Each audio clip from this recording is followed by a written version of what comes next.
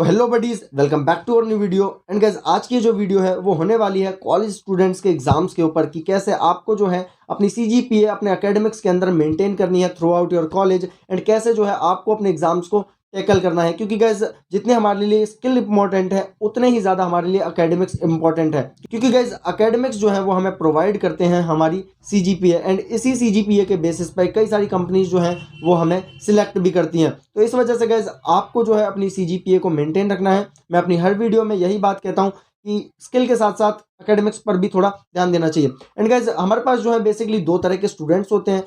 पहले वो जो कि अपने एग्जाम्स को क्लियर नहीं कर पाते या फिर उनकी रीअपीयर आ जाती है किसी सब्जेक्ट में।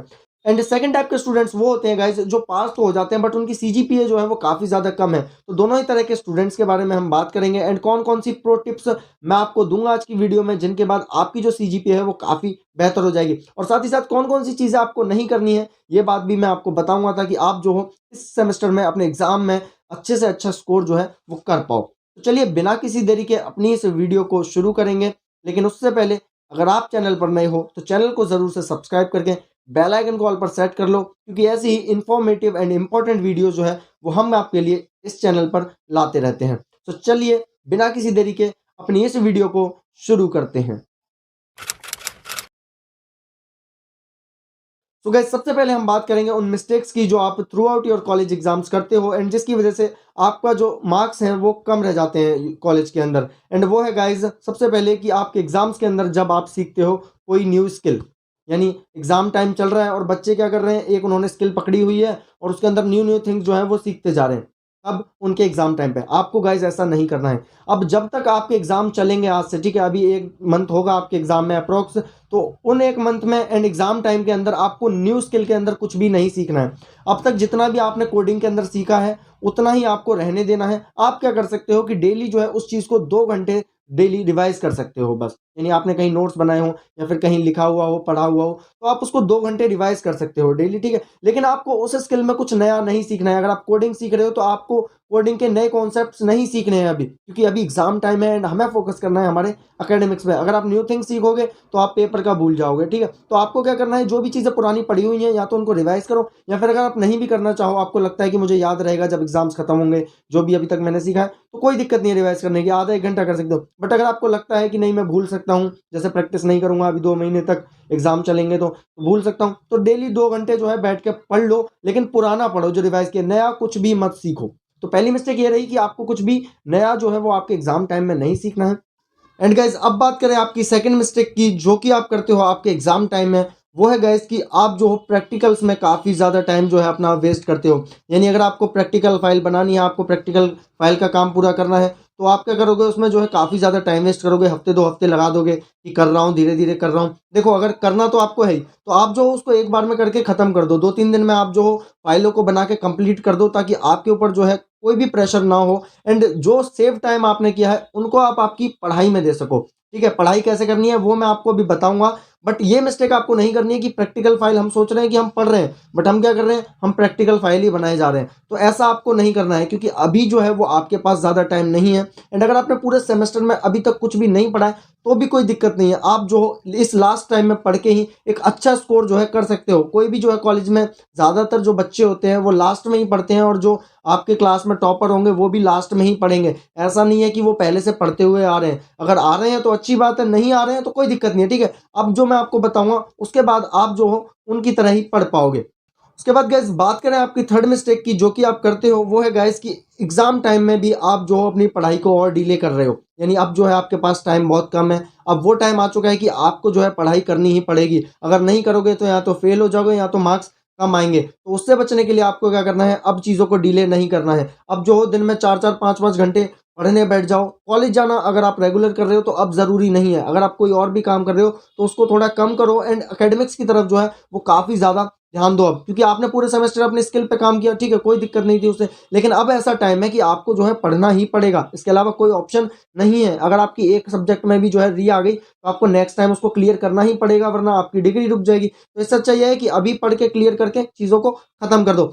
ये गाइस तीनों मिस्टेक थी जो कि आपको नहीं करनी है एंड अवॉइड करनी है इनको करने से। सो आई होप कि आप मिस्टेक्स के बारे में समझ गए होंगे। अब आपको देते हैं टिप्स जिनकी हेल्प से आप जो हो अपने एग्जाम में हाई स्कोर सीजीपीए जो है वो ला पाओगे। तो फर्स्ट टिप जो मैं आपको दूंगा वो है guys, split your subject into half. यानी आपको क्या करना है कि अपने सब्जेक्ट को जो है, एक सब्जेक्ट को दो हाफ में डिवाइड कर लेना है। मान लीजिए कि आपके पास जो है वो 5 सब्जेक्ट है, तो आप क्या करोगे, हर सब्जेक्ट के लगभग 4-4 यूनिट जो है वो कवर कर लोगे। ठीक है, जितने भी मॉड्यूल आपके होते हैं उससे 2 कम। मान लीजिए कि आपके सब सब्जेक्ट में 6 मॉड्यूल है, तो आप क्या करोगे, सबके 4-4 मॉड्यूल जो है वो आपको कवर करने हैं, चाहे कुछ हो जाए। कब? एग्जाम से पहले। एग्जाम से पहले आपके 4-4 मॉड्यूल सब में हो जाने चाहिए। अब बाकी जो 2-2 मॉड्यूल सब में बचे वो कैसे करने हैं वो मैं आपको आगे बताऊंगा, बट 4 मॉड्यूल आपको करने ही हैं। और ये 4 मॉड्यूल कैसे करने हैं इसको भी जो है अब हम नेक्स्ट स्टेप में डिस्कस करेंगे। तो आई होप कि आप समझ गए होंगे। पहली चीज तो ये कि आपको जो है अपने सब्जेक्ट्स को स्प्लिट कर लेना है। यानी जितने भी यूनिट आपके हैं, 5 हैं तो 3 कर दो, 6 यूनिट है तो 4 जो है अभी करो और बाकी की 2 छोड़ दो एग्जाम टाइम के लिए। ठीक है, ऐसे आपको पढ़ना है। अब बात करते हैं हमारी सेकंड टिप की कि कैसे जो है वो आपको ये 4-4 यूनिट जो है वो कवर करनी है जल्दी से जल्दी। तो उसके लिए गाइस सिंपल तरीका है। सबसे पहले क्या करो, 3 डेज के लिए 2 सब्जेक्ट उठाओ, फिर नेक्स्ट 3 डेज के लिए 2 सब्जेक्ट उठाओ। मान लीजिए कि आपके पास 5 सब्जेक्ट है या फिर 4 सब्जेक्ट है। ठीक है, आपके पास सब्जेक्ट्स हो गए, फिजिक्स हो गया कॉलेज में, ठीक है, मैथ्स हो गया, उसके बाद आपका जो है डीएसए हो गया एंड कोई एक लैंग्वेज हो गई। मान लीजिए 4 जो है वो आपके सब्जेक्ट हैं जो आपके एग्जाम्स में आ रहे हैं। तो आपको क्या करना है, इन 4 सब्जेक्ट को 2-2 करके डिवाइड कर लेना है। जैसे मैथ्स और कोडिंग वाली लैंग्वेज को एक साथ कर लिया। अब आपको क्या करना है, पहले 3 दिन जो है इन्हीं दोनों सब्जेक्ट को कवर करना है। ठीक है, अब इन 3 सब्जेक्ट के एक-एक यूनिट या डेढ़-डेढ़ यूनिट जो है वो 3 दिन में आप खत्म कर सकते हो। एक सब्जेक्ट को आप जो हो रोज 2.5 से 3 घंटा दोगे। 2 घंटे से कम तो देना ही नहीं है, ज़्यादा ही देना है, तो 2.5 से 3 जो है वो आप दे सकते हो। ठीक है, तो एक सब्जेक्ट को अगर 2.5 से 3 घंटे दोगे तो 5 से 6 घंटे आपके पर डे की स्टडी होगी, ज़्यादा पढ़ना भी नहीं पड़ेगा। उसके बाद आपको क्या करना है कि 3 दिन में 1 या डेढ़ सब्जेक्ट दोनों का कंप्लीट कर लिया। यानी मैथ आपने फर्स्ट 3 डेज में क्या लिया, मैथ्स एंड कोई भी लैंग्वेज, तो आपने क्या किया, डेढ़ सब्जेक्ट, डेढ़ चैप्टर मैथ्स का एंड डेढ़ चैप्टर जो है वो उस लैंग्वेज का कवर कर लिया। उसके बाद जब नेक्स्ट 3 डेज आए तो आपने क्या किया, फिजिक्स उठा ली एंड जो आपकी डीएसए थी वो उठा ली। ठीक है, तो अब इन दोनों के आधे आधे डेढ़ चैप्टर कर दिए। फिर उसके बाद जब दोबारा 3 दिन आए तो उसमें आपको जो डेढ़ चैप्टर आपने पढ़ लिया था उसके आगे का पढ़ना है। ठीक है, एंड साथ साथ इसके नोट्स भी बना सकते हो। आपको जैसे अच्छा लगता है आप जो हो वैसे पढ़ सकते हो। आप जो हो यूट्यूब से पढ़ सकते हो, आपके टीचर्स ने आपको नोट्स दिए हैं कॉलेज में उससे पढ़ सकते हो। ये कंप्लीटली आपके ऊपर डिपेंड करता है कि आपको चीज़ें कहाँ से समझ में आती हैं। मेन मोटिव ये है कि अगर आप इस तरह से स्प्लिट करके पढ़ोगे तो सारे सब्जेक्ट का सिलेबस जो है वो आपका कंप्लीट हो जाएगा। एंड कोई भी अगर आपका इजी सब्जेक्ट है लास्ट में, जैसे 5 या 6 होते हैं, तो उनमें इंग्लिश सब्जेक्ट है, कोई भी इजी है, तो आप क्या कर सकते हो, उसको एंड में एग्जाम टाइम में भी पढ़ोगे तो कोई दिक्कत नहीं। अगर आपको उसको एग्जाम का जो गैप मिलता है 2-3 दिन का उसमें पढ़ोगे, मान लो एग्जाम गैप में आप पढ़ रहे हो रोज 6-6 घंटे एक ही सब्जेक्ट, तो आप कवर नहीं कर पाओगे, आराम से कर लोगे। तो जो सब्जेक्ट हार्ड है, जैसे फिजिक्स हो गया, कॉन्सेप्ट समझने पड़ेंगे, मैथ्स काफ़ी ज़्यादा हार्ड होती है, वो हो गया, तो उनको जो है आपको अभी से ही पढ़ना पड़ेगा। एंड जैसे जैसे आप उनको अभी से पढ़ोगे तो आप देखोगे कि आपका जो चैप्टर है धीरे धीरे खत्म हो गया। अब मान लीजिए 9 दिन आपने पढ़ाई की, पहले 9 दिन अब आपने पढ़ाई की, तो 9 दिन में क्या हुआ, 3-3 दिन यानी 6 दिन तो आपने 2 सब्जेक्ट को दिए और 3 दिन आपने 2 सब्जेक्ट को दिए। ऐसे ही तो होगा 9 दिन में अगर डिवाइड करेंगे। तो मैथ की जब आप 9 दिन पढ़ लोगे तो मैथ की आपकी 3 यूनिट कंप्लीट हो जाएंगी। अगर आप डेढ़ यूनिट कर रहे हो, ठीक है, डेढ़ यूनिट करके यानी 1.5 यूनिट करके, तो 3 यूनिट मैथ की कवर हो जाएंगी, 3 यूनिट आपकी लैंग्वेज की कवर हो जाएंगी और डेढ़ यूनिट आपकी फिजिक्स और डीएसए की कंप्लीट हो जाएगी। फिर जब आप 12 दिन पढ़ लोगे तो आपका क्या होगा, 3-3 यूनिट जो है वो इन सब सब्जेक्ट की कंप्लीट हो जाएंगी। इस तरह से आप पढ़ सकते हो। अगर आप डेढ़ यूनिट नहीं कर पा रहे हो तो एक-एक यूनिट करो, बट करो, है ना? करना बहुत ज़रूरी है। अब ऐसा आप नहीं सोच सकते कि मैं बस 2 घंटे पढ़ लूँगा, आधा घंटे पढ़ लूँगा और कवर हो जाएगा, ऐसे कवर नहीं होगा। एंड आपके फ्रेंड्स होंगे, उनके पास नोट्स हो तो उनसे माँगो, उनसे पढ़ो, पढ़ना तो जो है वो आपको है ही। तो गाइस अब हमने जाना कि कैसे जो है वो आपको अपने सब्जेक्ट्स को स्प्लिट करना है एंड कैसे जो है उनको पढ़ना है। उसके बाद गाइस अब बात करें हमारे उन 2 मॉड्यूल्स की जो कि मैंने आपको छोड़ने के लिए कहा था। तो आपको उन 2 मॉड्यूल्स को पढ़ना है आपके एग्जाम टाइम में, यानी जब आपके एग्जाम्स के बीच में आपको गैप मिलता है पढ़ने के लिए, उस टाइम आपको जो है उन सब्जेक्ट्स को निपटाना है। तो सबसे पहले हम क्या करेंगे, उस टाइम पर जब आपके एग्जाम चल रहे होंगे तो जिस भी सब्जेक्ट का एग्जाम है सबसे पहले तो उसका रिवीजन करो। यानी जो 3 यूनिट या 4 यूनिट आपने कंप्लीट किए हैं, सबसे पहले उन यूनिट्स का जो है वो आपको रिवीजन करना है। जैसे ही आप उन यूनिट्स का रिवीजन करोगे तो 5-6 घंटे में रिवीजन पूरा हो जाएगा। ठीक है, मैं इतना विश्वास से कह सकता हूँ। अगर अच्छे से भी करोगे तो 5-6 घंटे मैक्सिमम लगेंगे।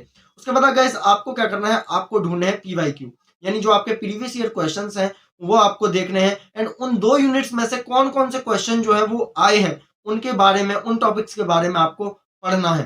क्योंकि गाइज ये जो है सबसे ज्यादा इंपॉर्टेंट टाइम है जब आपको जो है हाई स्कोरिंग की तरफ जाना है, हाई स्कोर सीजीपीए की तरफ जाना है।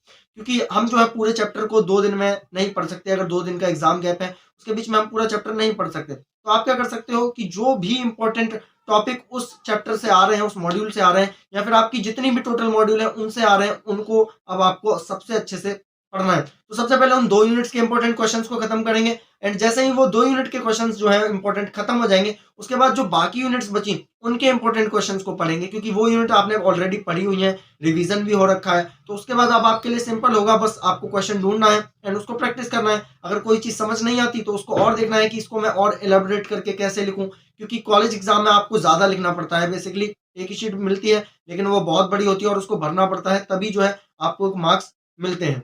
तो गाइज अपनी सीजीपीए को इंक्रीज करने के लिए सबसे अच्छा मेथड यही है कि आप जो हो, आपकी जो भी यूनिवर्सिटी के पीवाईक्यूज हैं, जो भी लास्ट ईयर्स में पूछे गए हैं, उनको प्रैक्टिस करो। क्योंकि गाइज ये क्वेश्चन जो है वो काफी ज्यादा रिपीट होते हैं एंड सेम जो है इनका फॉर्मेट रहता है। हो सकता है मैथ्स में जो है नंबर्स चेंज कर दें बट फॉर्मेट सेम हो, एंड कई बार तो क्वेश्चन ही जो है वो सेम उठा के दे देते हैं। साथ ही साथ गैस आपकी जो यूनिवर्सिटी में जो सेशनल्स आपके लिए जाते हैं सेमेस्टर के बीच में, ठीक है, उनको आपको अच्छे से प्रैक्टिस करना है, क्योंकि वो क्वेश्चंस वही होते हैं जो आपके एग्जाम्स में आने वाले होते हैं। तो ये 2 चीजों की जब आप एग्जाम गैप में प्रैक्टिस करोगे एंड इस तरह से जो भी मैंने आपको बताया पढ़ोगे, तो आप जो हो एक अच्छी सीजीपीए एंड एक अच्छा स्कोर जो है वो अपनी क्लास में कर पाओगे, एंड आप हो सकता है कि बहुत ज्यादा अच्छा स्कोर इससे कर पाओ।